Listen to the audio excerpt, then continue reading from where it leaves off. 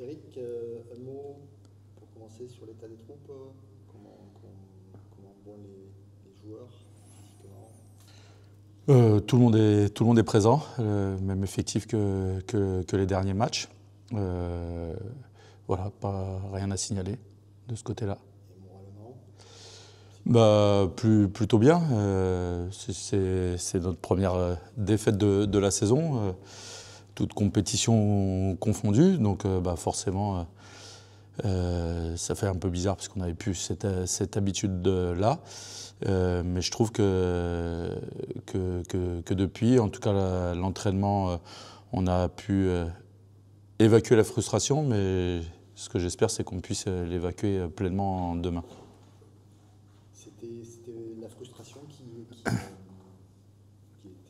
enfin, le sentiment le plus important qui régnait dans le vestiaire après le match, l'autre jour. Ouais, je pense, parce que il y a plusieurs façons ou raisons de perdre un match. Là, je pense qu'on peut s'en prendre qu'à nous-mêmes, surtout sur l'entame, où on a loupé notre départ, que ça soit dans l'intensité, dans l'efficacité également. Et donc, quand on peut s'en prendre qu'à nous-mêmes, oui, c'est frustrant. Ouais. Après Kiel, Nantes, comment vous les situez, ces deux adversaires qui sont deux gros morceaux en termes de style de jeu, en termes de niveau?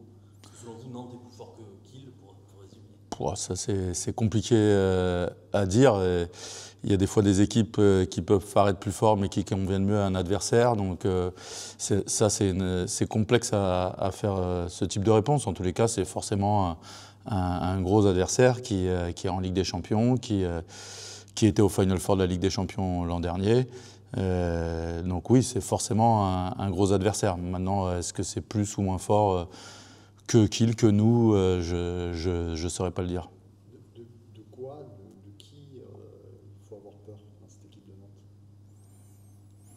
Nantes? J'ai rarement l'habitude de mettre des personnes en avant, parce que c'est un sport collectif, et je trouve que ça serait un danger de se fixer uniquement sur une personne. Et puis la vérité d'un jour, on peut se dire que ce jour-là, c'est important de sortir cette personne-là. Et puis il y a un gardien qui va vous sortir 20 arrêts. Un autre jour, ça va être ça.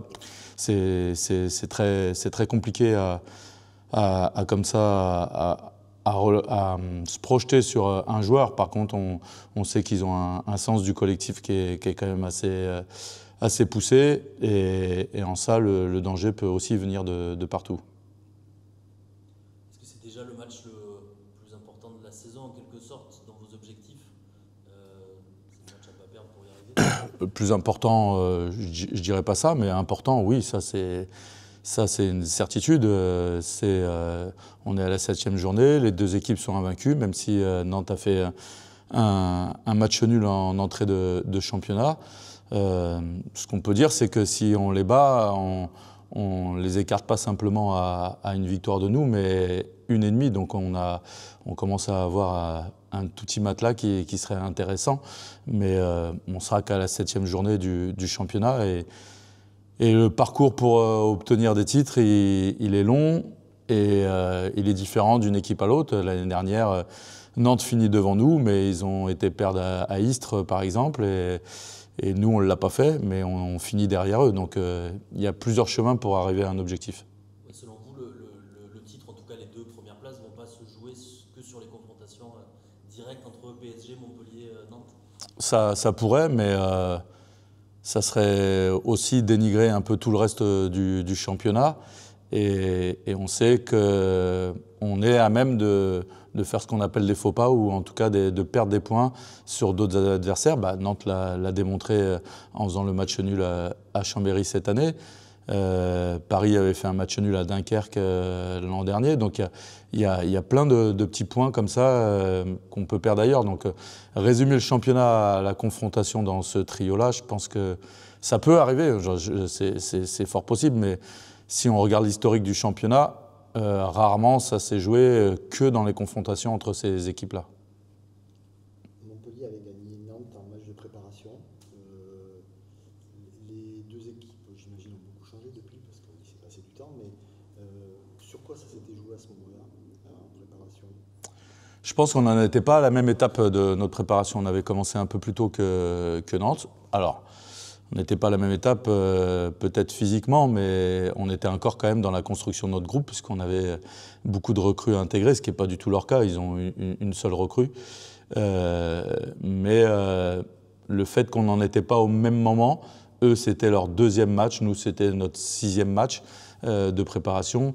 Et on l'a vu d'ailleurs, c'est peut-être pour ça qu'ils ont perdu aussi un point à Chambéry. Leur début était un peu poussif. Depuis, ils ont trouvé la bonne carburation. Et donc leur retard, ils l'ont rattrapé. Donc je pense que c'était bien pour nous. C'était important, avec un nouveau groupe, de gagner ce type d'équipe à ce moment-là de la préparation. Mais maintenant, la vraie vie, c'est demain. Tu as eu des nouvelles du coach de Nantes? Il sera là? En tout cas, j'ai l'impression qu'on ne le considère pas présent. Non, Des nouvelles, oui, j'ai déjà pris des nouvelles. Alors pas récemment, mais j'ai pris des nouvelles depuis sa mésaventure. De ce que j'ai cru comprendre, il sera présent comme il l'était la semaine dernière à Nîmes, mais pas forcément au bord du terrain, le bruit étant encore trop insupportable pour lui. Derrière, il y aura un déplacement en Coupe d'Europe. Ça y est, le calendrier avec les matchs tous les 3 jours repart. Avant, vous jouiez un match par semaine. Dans quelle mesure ça entre en compte dans la gestion des rotations, dans la gestion d'un match des C'est plus dans la gestion de notre planning entre les matchs, de l'intensité des entraînements.